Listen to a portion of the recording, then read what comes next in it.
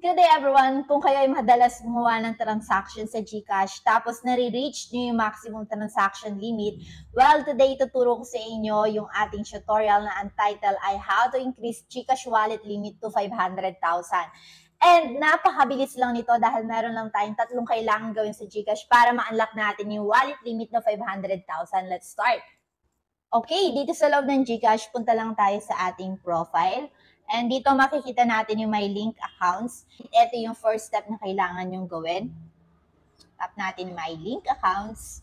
Here, need natin mag-link na any of these following. So, meron dito ang GCash card, American Express, Virtual Pay, PayPal, Pioneer, GCredit, BPI, and Union Bank.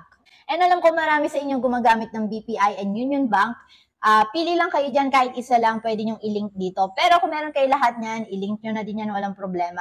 Well, kung wala talaga niyan, meron din kayong pwedeng i-order dito mismo sa may GCash. Tap natin yung GCash card.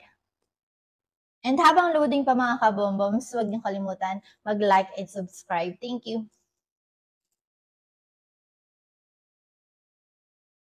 Kung mapapansin nyo, meron akong GCash Mastercard and active yan. Pero kung wala pa kayo, pwede nyo itap dito yung order a GCash card.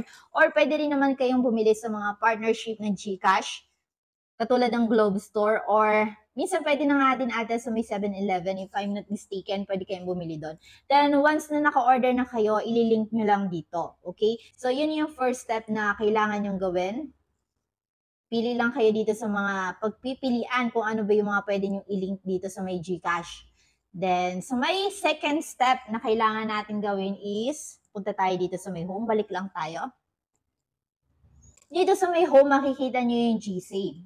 Tap natin yung GSave.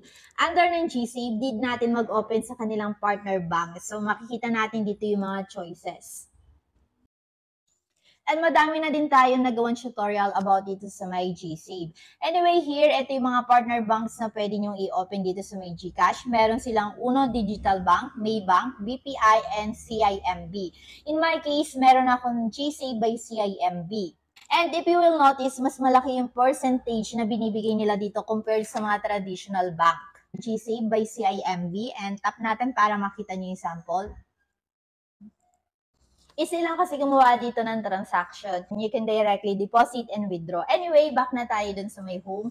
And ipapakita ko naman yung our last step para ma-unlock natin yung 500,000 wallet limit.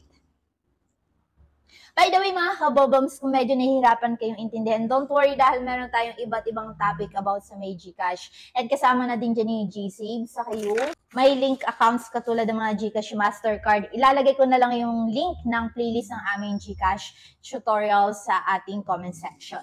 Third step nga natin is yung G-Invest. Tap natin yung G-Invest. So, kailangan mag-open din kayo dito. But don't worry dahil marami naman kasing option. So, hindi nyo naman kailangan gawin lahat. Pipili lang kayo ng isa.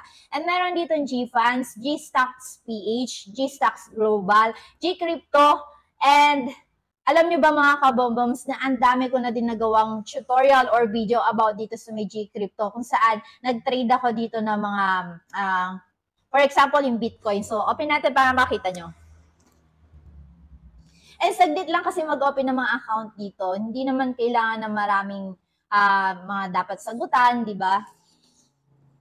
In just a few minutes talaga makakagawa na kayo ng account dito sa loob ng GCash. Sa ngayon makikita niyo yung aking trading wallet ay 0 dahil winidraw ko na lahat yan. Napakadali lang din dito mag-buy and sell.